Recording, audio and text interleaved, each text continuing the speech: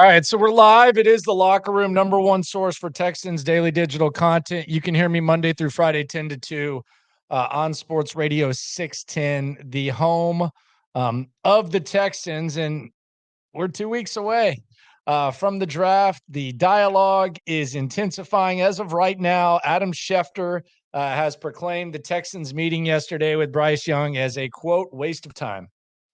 They're not even trying to pretend anymore. Waste of time is what Adam Schefter called it. I got to tell you, that sucks. But like Nick Caserio has said to me before, you can't you can't bitch and moan about it. You got to move forward. You got to figure some stuff out. So that's what the Texans got to do. And it appears, at least as of right now, the conversation is shifting towards what are the Texans going to do at number 2. And there's a lot of chatter about the Texans potentially taking Will Anderson at number 2 instead of CJ Stroud. And they might not like CJ Stroud. John McClain going to join the show at 6:40. Get the comments in. Appreciate all you for coming through. As always, doing this at a special time. I got to take an out-of-towner out to eat. You know where you go. You go to El Tiempo.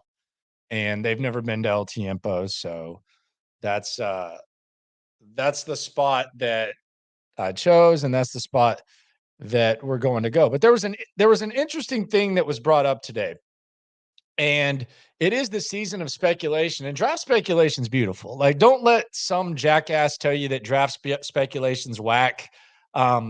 It's beautiful, and that's the whole point of the draft. The draft is uncertain.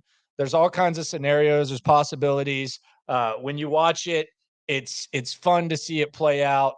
What's true today might not be true tomorrow, and it's fun. Like anyone who says different is either just trying too hard to be like different, or they shouldn't be in this profession. Like, you shouldn't be in this profession, and chances are, if you say it, you probably aren't, because that's the way to go. Sam says you're spending some money tonight. Yes, El Tiempo will tax you. That is a fact. So the bread is getting spent. That is 100% a fact. Go ahead and like and subscribe. Shout out to Smash Paul for throwing that out. Let's continue to get it. Appreciate you for looking out, my friend. Go ahead and subscribe and like. I guess it's what does Cap call it? The algorithm. And shout out to Texans Cap. But Ian Rappaport, NFL Network, he randomly threw this out there, and I thought it was interesting. And it seems outlandish on the surface, but it might actually make sense based on the conversations that we believe, many people believe, that the Texans are having right now, and the conversations that are being had in the war room and on Kirby. And Ian Rappaport, when he was on NFL Network, or he was talking about pick 3. At Arizona right now at pick 3, there's speculation like, is someone going to trade up? Who's going to trade up? 6 teams have inquired. You got to think that those teams would like to draft a quarterback, and you've got to think that Arizona with Kyler Murray, they're going to be looking to make that move, which is what Monty Ossenfort, their general manager, has said. He said they're open for business. And yes, the jerk John McClain will be on shortly. So we'll see how that whole thing goes with John. But when Rapp threw this out, and he threw out the possibility of the Texans being in this mix, he kind of threw it in at the end. He talked about teams potentially trading up. He mentioned Indy. He mentioned Tennessee. He mentioned the Raiders. And then he threw the Texans in there. It got a lot of attention. I think John Crumpler, who seems to just be catching everything that's going on Twitter, one of the best Texans Twitter follows, John Crumpler threw it out there. I know B. Scott, shout out to B. Scott. He caught it, and then just started discussing the possibility of the Texans drafting at both 2 and 3. Now, in order to go through this possibility in this scenario, we've got to ask a couple of questions. First of all, what would the cost be? If you're moving from 12 to 3. We've seen Carolina go up to 1, and they had to give up 2 1s, 2 2s, and DJ Moore, which is a hell of a price. Now, the Jimmy chart says that it would be around that range to move up as many spots. However, pick 1 is worth more than, moving up to pick 3.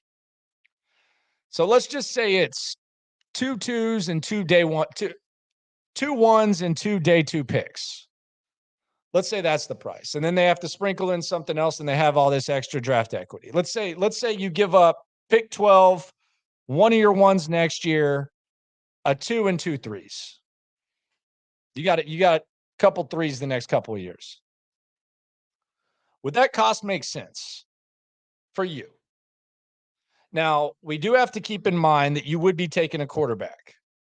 So you would have your quarterback. So the extra draft pick and all the talk about, you could use those draft picks to go up and get a quarterback next year. You wouldn't have that equity anymore. But assuming that you're taking CJ Stroud CJ Stroud at number 2, we'll say CJ Stroud. Assuming that you're taking him, how much more important is that extra equity?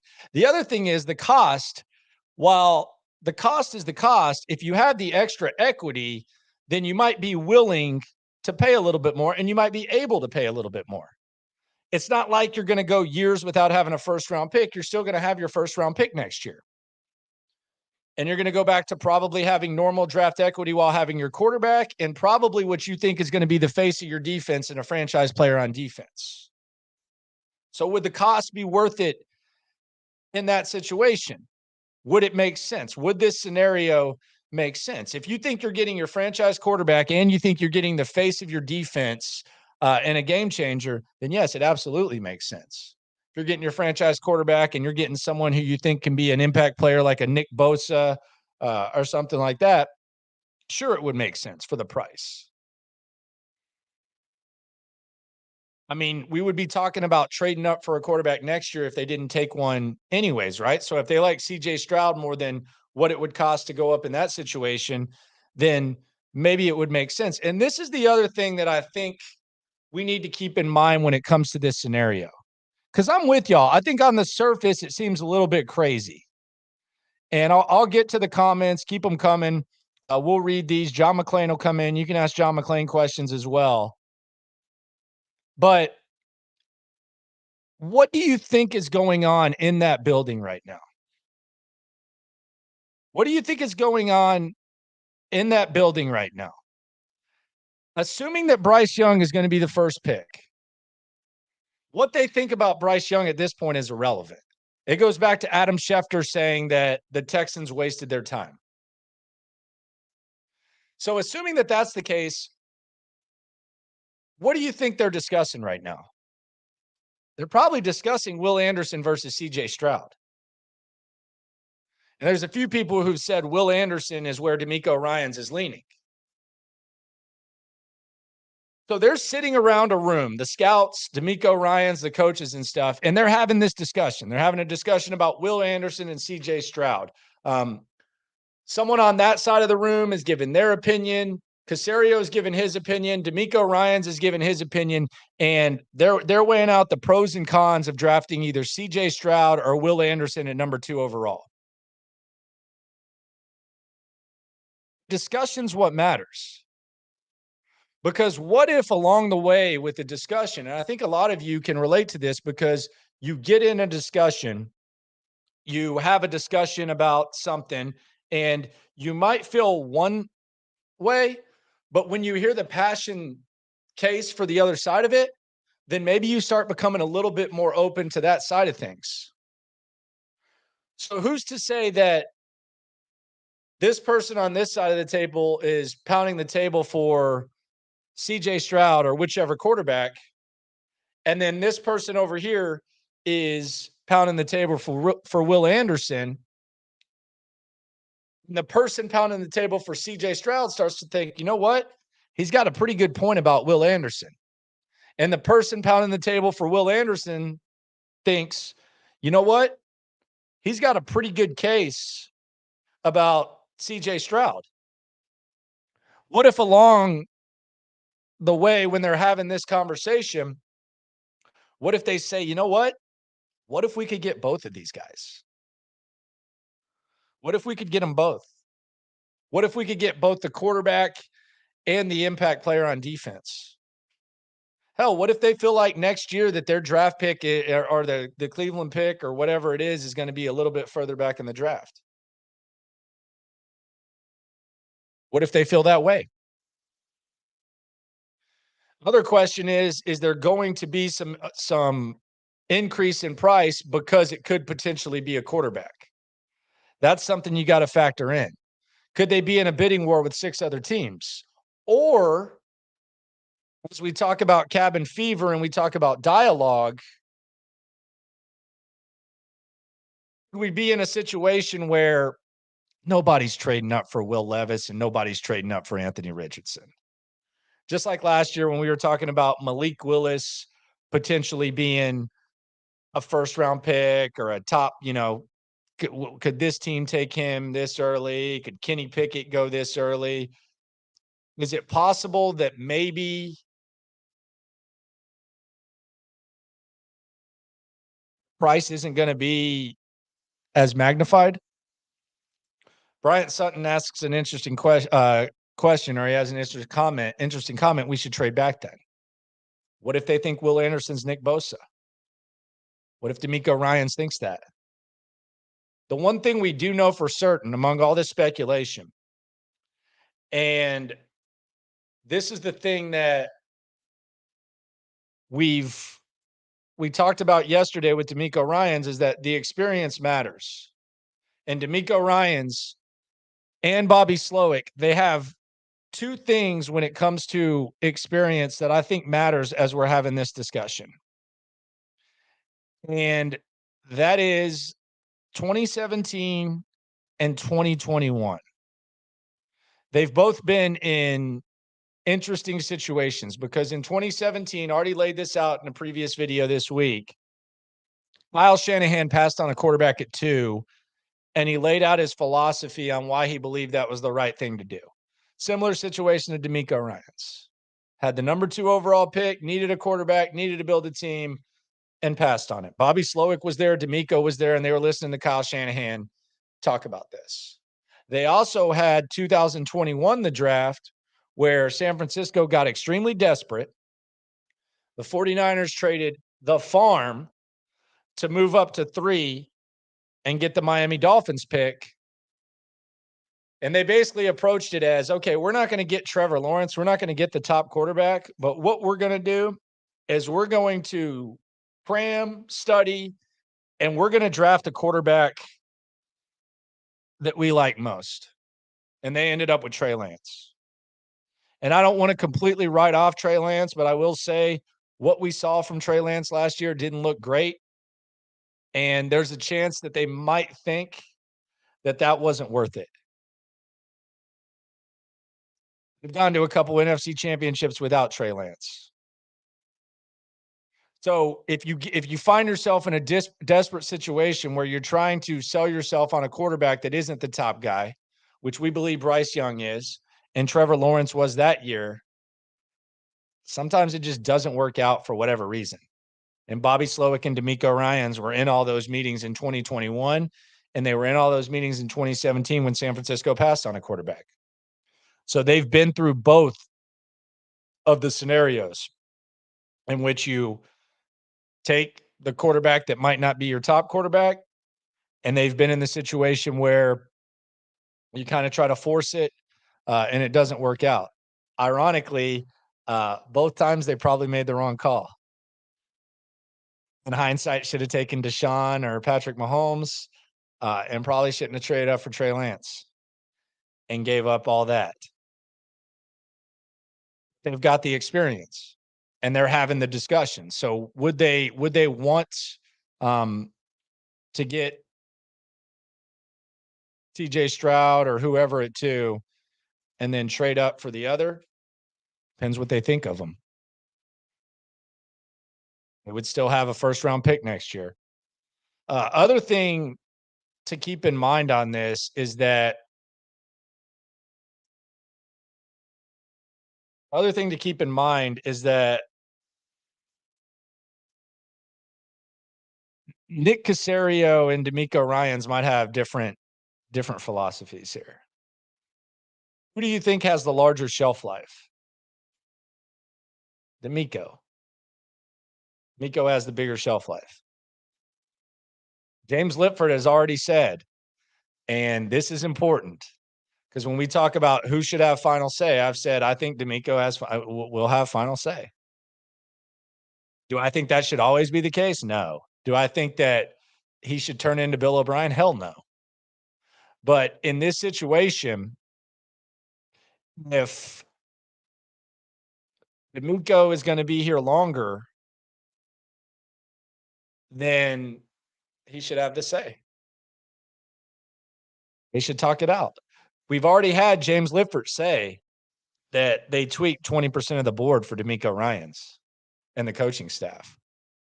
So he's told you that the coaching staff has come in and kind of changed what the scouts have done. Maybe that's normal. When you all get in the same room, you tweak it because you work with the coaches and you work with the scouts. But 20%, who knows what D'Amico liked, who knows what Caserio liked, but 20% seems like a lot to me. I don't know. I don't I don't know what the percentage typically is. I will say probably the last 2 years, I don't think David Culley tweaked the draft board.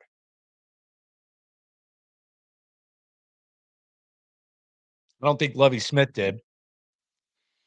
They probably wouldn't have drafted a corner number 3 that didn't fit his system. So I think D'Amico has a little bit more of a voice, and him and Caserio work together. They're going to disagree, but if there is a disagreement about Will Anderson and CJ Stroud, but both sides are intrigued, then maybe that's why Rappaport threw that out. Maybe it was a slip. Maybe he thinks that the Texans could trade back to 3, which I think would be the most likely scenario of the Texans with the number 3 pick. If they're not going to go quarterback, trading back to 3 and maybe even trading again. But it's the same thing that Kyle Shanahan did when he traded back with the Bears. Maybe that would be something that he would consider. Robert K asks, assuming Cal and D'Amico want different things, Caserio either risks pissing off the owner or pissing off his new head coach. Unless Cal gets on board with the long game, you bet Caserio chooses Cal. I don't know what. So Caserio chooses Cal. Caserio the risks.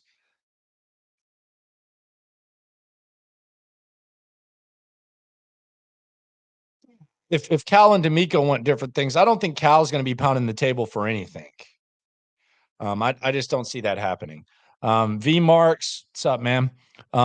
If we never interviewed him yet, then that means that Jalen Carter is not on the Texans draft board. Not necessarily. That's not true. Chris Olave last year, the Saints didn't interview him and they drafted him, traded up for him anyways. I know Mo Claiborne back in the day with the Cowboys, they didn't visit with him and they traded up and got him before. So no, it doesn't necessarily like you can draft guys that you didn't interview and you didn't spend time with. It's not 100% common, but I wouldn't completely dismiss it.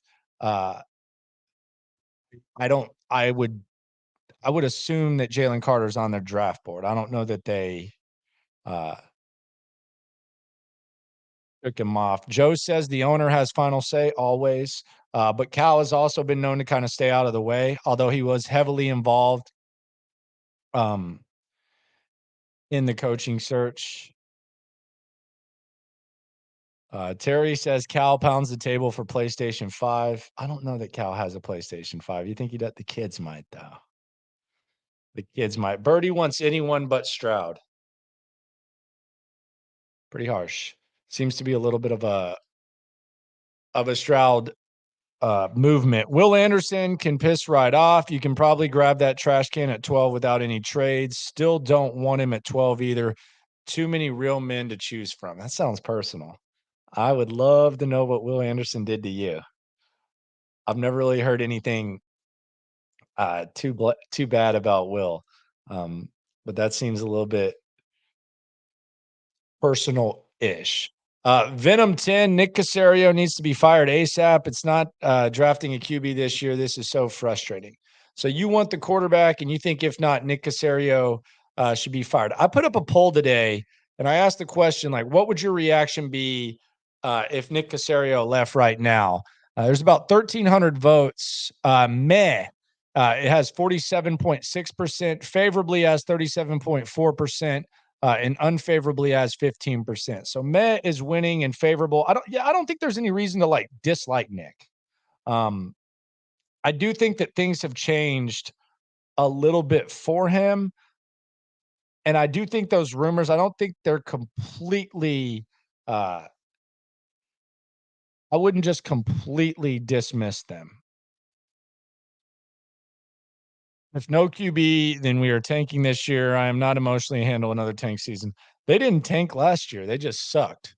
Um, And they're definitely not going to tank this year. You can still win some games if you draft a good team, especially with that schedule. You got 10 teams that had uncertain quarterback situations. You got 5 first-time coaches. You got a crappy division. They're not going to tank. They're going to go try to win. Marcus says a D'Amico coach team would be too good to tank. Yeah, they're not going to tank. They don't have to tank at all. D'Amico is great, but our defense has almost no talent. Throwing Mills as the starter, and that is a tank to me at least. No thanks with the tank.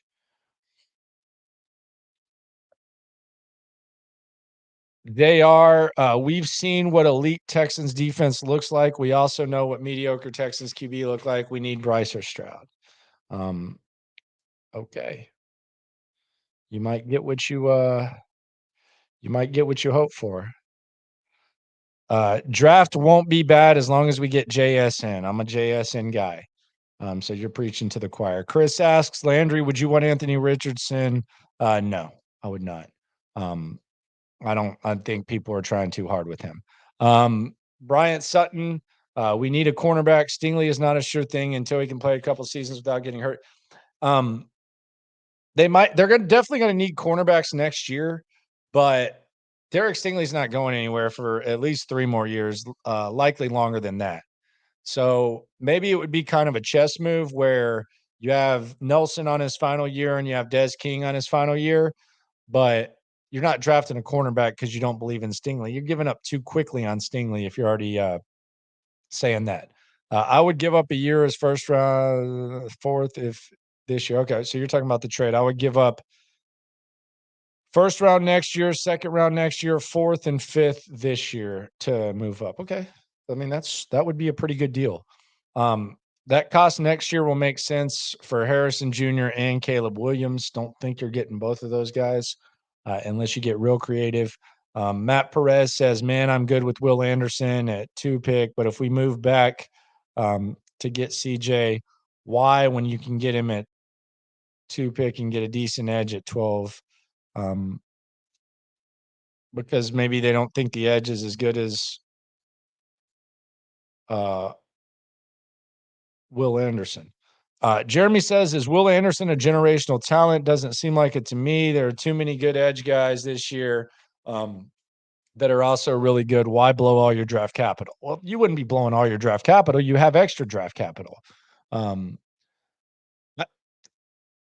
how many guys are generational talents? I've heard that said about Bryce Young. Well, he's not a generational guy. How many guys do we say are generational talents? Like maybe one every other year? It seems like we use that loosely. And is that the rule for trading up? Is that it has to be a generational talent? I just don't I don't really look at it that way. OO says we don't know what they are going to do. Everyone is just talking. That's very true, sir. Um, that's what's going on. I feel like B. Langston, I feel like they approached free agency like they were getting Bryce Young with signing these short term vets. Now there's pressure to get a QB this year. And I don't think not getting Bryce Young should lead to you changing your philosophy and feeling any more pressure. Um, that's the that's the mindset that I just don't think that they can have is we didn't get Bryce. So now all of a sudden there's pressure. There's always pressure. And there is going to be some reaction by the fan base if they don't draft a quarterback. But I don't, I mean, that would to me, that's, you know why they talk about cornerbacks having short-term memories? It's because you don't want one mistake to turn into two. That's what the coaches will always say, and they'll say it to every position. If the Texans decide that they feel extra pressure to get a quarterback because they missed out on Bryce Young, to me, that's allowing one mistake to turn into two. The other thing is, it wasn't really D'Amico's fault. So why should D'Amico feel that pressure? If there is pressure, why should D'Amico feel it? Why would D'Amico Ryans feel that pressure? He's not the one who had the opportunity to get the number one pick. He came into this situation, quite frankly, he saved the organization's ass because he ignited the fan base like we haven't seen the fan base ignited in a while. Callan Hanna seemed to have had something to do with that. So if there is pressure, who's feeling it? The guy who's been back in town for a few months? Plus, if Casario's contract is shorter than D'Amico's, then why would Casario? I just don't know who the tie goes to. Does the tie go to Nick? And I also don't think Nick functions like that. I don't think Nick lives in a world where he feels pressure. Maybe sometimes he should, but with the way that Nick, and I've talked to Nick a few times, with the way that Nick functions, with how routine Nick Casario is, with how disciplined Nick Casario is in most aspects of his life, I don't know that Nick Casario feels pressure either. Maybe he does. He has been here for the last couple of years. If either one of them is going to feel pressure, it would be Nick. But I think his personality also comes into play. I don't know how much pressure Nick Casario feels. We can ask John McClain about that. He's going to join me in 13 minutes. So the general will be here. B. Langston asks or says, I feel like they approached free agency like they were getting Bryce Young. We already talked about that. Matt, I think this is all smoke and mirrors, and we get CJ at pick 2 and an edge at 12 or move up from 12. That's what I strongly believe. But let Nick and D'Amico put a master plan together. Wouldn't mind it. Did we rule out the Texans? It's up prime time. Should we rule out the Texans trading up 2-3 from 12? Trade 12 with also giving the Texans their own 2023. Rule out. I don't know. Would I bet on it? No. Could it make sense? We kind of talked about that at the very beginning. If you want to check that out, and while you're doing that, while you're going back, subscribe and like. Trade back and get Gonzalez and trade up to 12 and draft a Texas Tech DN. You're talking about Tyree Wilson. I don't know that you're going to trade back and get Gonzalez. He seems to have quite a lot of buzz right now. Quite a lot of buzz right now. George says Anderson and Carter, then trade back to bottom of first round and get Hooker. If he's not the guy, draft one next year. I'm not really buying this Hooker stuff. John McClain had him as his 12th pick in his mock draft. I think John McClain done lost his damn mind with that. Kevin said, I've said it here in the locker room. You thought I was talking Gosh Allen, but I said I'll take Will if Bryce didn't have an option. And Gosh Allen, goodness gracious. Only media guys and fans like Anderson this high. Is that true? I've seen scouts have him in the top 4. Is that a straw man? The Cardinals 3, all that. We already got to that. Do you think the Cardinals, Fred asks, do you think the Cardinals are trying to attach Hopkins' contract to that number 3 pick for the Texans to move up? No. I don't think Nuke has anything to do with that. I think Nuke's gonna be harder to trade than they think. Um, they're gonna have to, figure that out. Um, JMO, can someone please explain how D'Amico saying there's 2 top quarterbacks at the top of the draft and him saying he thinks they should add a young QB is being ignored now? Lion season, baby. Um, it's a fluid process. What's true today, not true tomorrow. Um, when it comes to this, P. Mitch, what's up, man? Sign me up for Stroud and Nolan Smith in a slight trade back. There's been kind of some momentum that Nolan Smith might be the guy who like goes in the top 7, like the Raiders take him or something like that. He's been getting a lot of momentum. That combine, very hard not to like, very hard not to like. But there's um, talks about him kind of going up into the top 10. Matt P. Nick has said interviews that he does not care about what agents players have because that's not the way he works or would ever do business. Yeah, he said that on Sports Radio 610, Payne and Pendergast. Um, he, I asked him about it. He's not worried about that. I do wonder though, like if all things are equal, like even with that said, like if all things are equal, could it be like a tiebreaker where you want to work with someone else? And wouldn't that only be natural? Like if you have like if Bryce Young and CJ Stroud were tied, like does the agent come into play, especially with the history? I don't know. I mean, why but if it's tied, um, then why not? Steve says he suspects that Stroud goes number 1. That seems to be the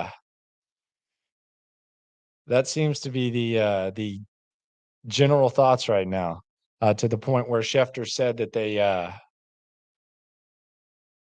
they wasted their time. Someone's asking, "Where's the Stroud S2 leak?" No idea. That S2's just got the word going nuts. Twisted Mind trusts D'Amico and Casario. Cool. Speaking of Casario, he is staying after the draft, according to McClain. That could change. There was a lot of smoke with those rumors. McClain says he's staying. I saw a couple of things on this. There's been kind of some misquotes with what's being reported. Uh, Multiple people have sent me the report from Mike Silver. That's your first mistake. Um, but he was kind of piggybacking off of these Casario rumors. And some of these OGs just like say stuff and they say hypotheticals, and because they've been around for a while and they've had careers, like it gets treated like it's like some sort of like really huge report. But Silver said that if these rumors happen, and this is a quote, then Adam Peters might be targeted by the Texans. That's common sense. I mean, that's just common sense. Like if Nick Casario leaves, yes, the assistant general manager for the 49ers that worked with D'Amico Ryans and Bobby Slowick might be targeted. It's kind of like when they hired D'Amico Ryans. I could have said Bobby Slowick might be the offensive coordinator. Like that's just like a Captain Obvious report. And don't listen to Silver when it comes to the Texans, man. Don't listen when it comes to anything. But Adam Peters might be targeted. No kidding. No kidding, man. That's just piggybacking off of stuff. Not breaking any news there. You know, like it's not remotely uh like that. Birdie asks, is D'Amico moving like B.O.B.? Didn't we hate that about O'Brien? Bill O'Brien didn't want to work with a general manager after a while. Bill O'Brien had no respect for the general manager. We don't know how D'Amico's moving. Him and Casario, according to Nick, and Nick's going to speak next week, so we're going to hear Nick Casario and hear what he's got to say about it. They say they've been aligned. They say they've enjoyed each other. I don't know where these rumors came from. I mean, I know where they came from, but I don't know how. I mean, when Michael Lombardi's saying it, Michael Lombardi knows Nick Caserio, it's interesting. And then you're hearing other stuff. I told you I got the text on the 28th of March, but it's not that O'Brien was doing it. It's that he sucked. Like, so it is that O'Brien was doing it, but it's like D'Amico's not Bill O'Brien. Bill O'Brien's stubborn. He's hard-headed. He didn't have an open mind. So, like, if D'Amico gets a little bit more power or a little more say, it has nothing to do with the Bill O'Brien situation. Bill O'Brien couldn't get along with Rick Smith. Then he couldn't get along with Brian Gaine, and then he wanted to work with Jack Easterby. He wanted to call the offense. He wanted to do it all. So when I say that D'Amico Ryans needs a little bit more say, it's because they're not aligned when it comes to contracts. And he's the one that's going to have to be here for a while, and he's not the one that screwed it up.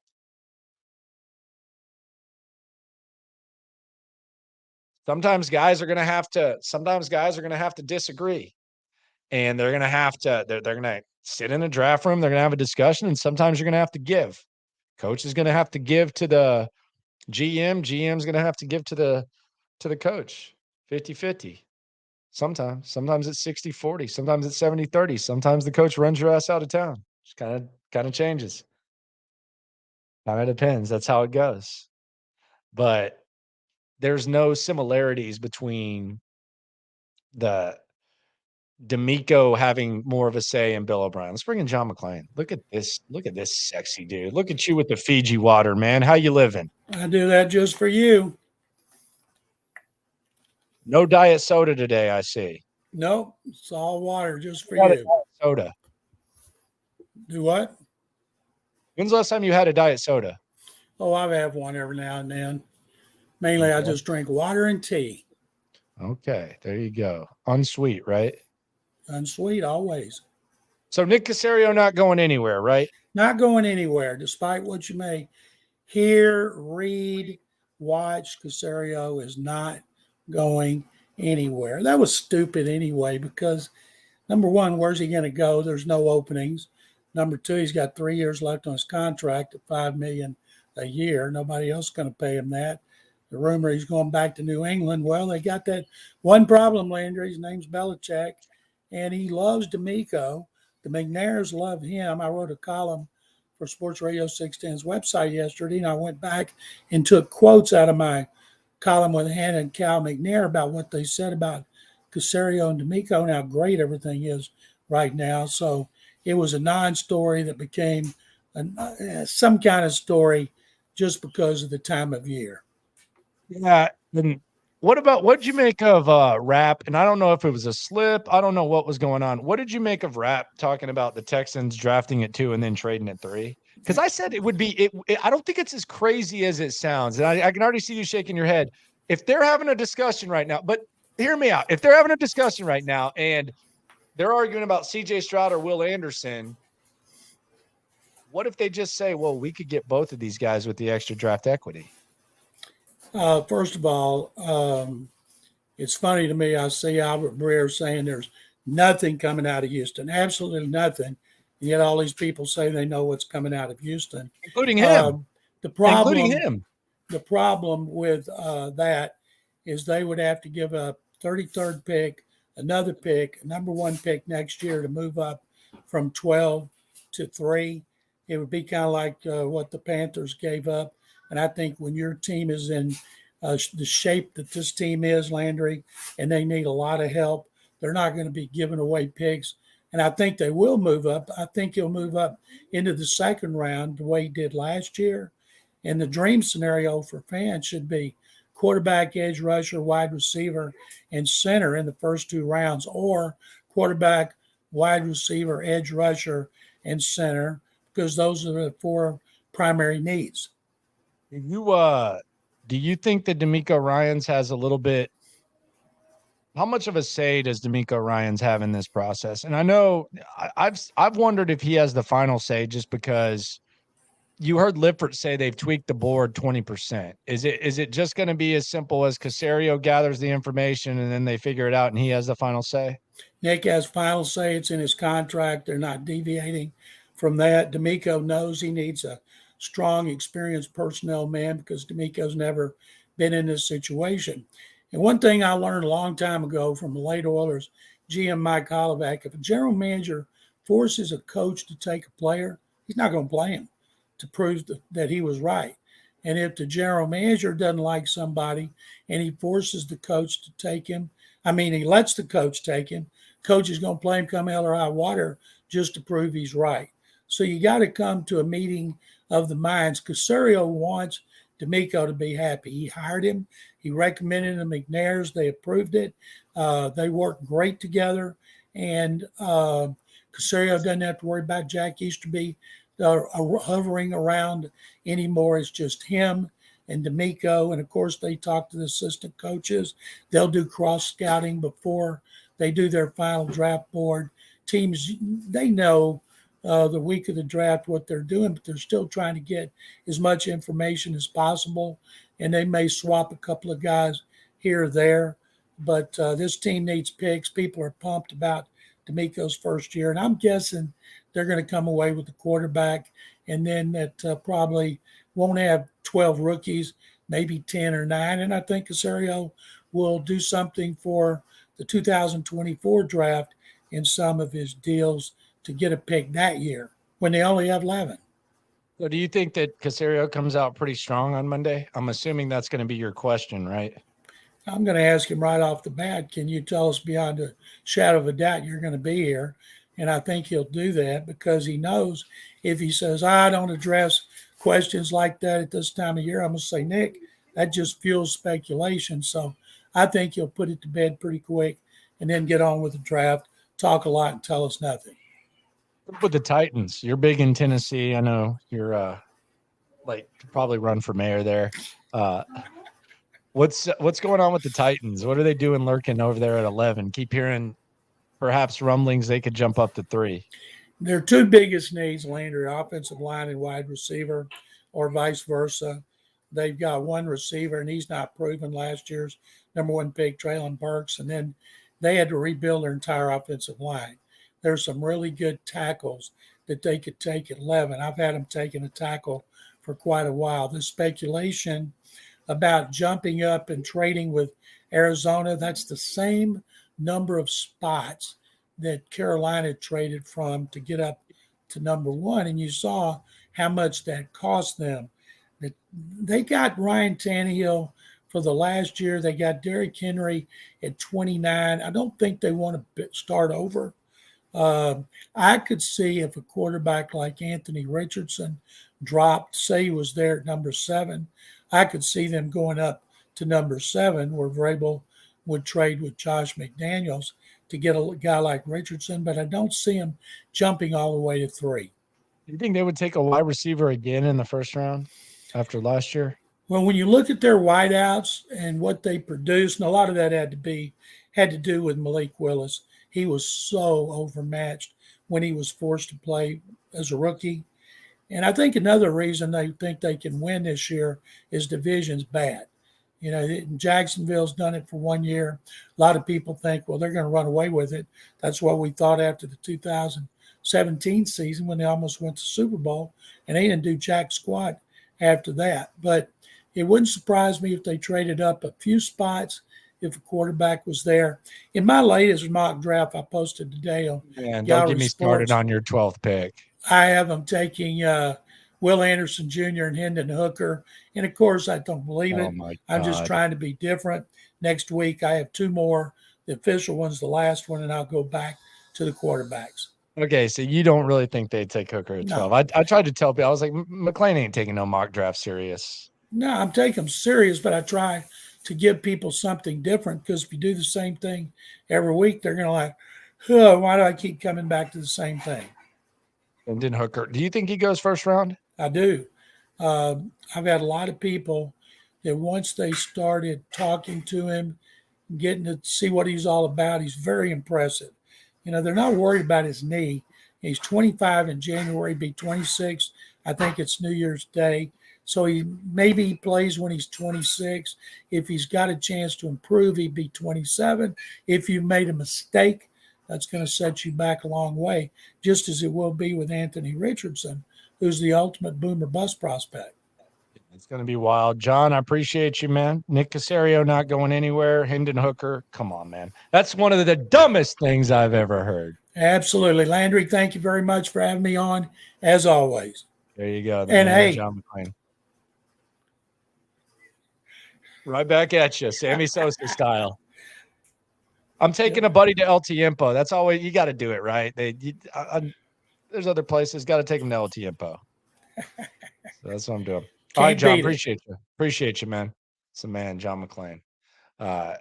Here on In the Locker Room. Appreciate everyone for coming through. I'm going to go eat some beef fajitas. I'm going to get another sleep, and then we're going to be inside 2 weeks away from the draft. Appreciate everyone for coming through. Subscribe, like, when you leave, like, algorithm, all that type of stuff. Would it make sense for the Texans to go up to 3 and get Will Anderson and CJ Stroud? A case can be made. The discussion is being had. Would I bet on it? No. But 'tis the season of cabin fever. Appreciate everyone for rolling through. Keep it coming. Got some guests next week that haven't been in the locker room yet. You're going to love it. Absolutely love it next week. So keep it coming. Appreciate all y'all for coming through, no matter what happens with the Texans. Unless they draft Hendon Hooker at 12. Anything else, though, any other scenario, we're all in this together. All love.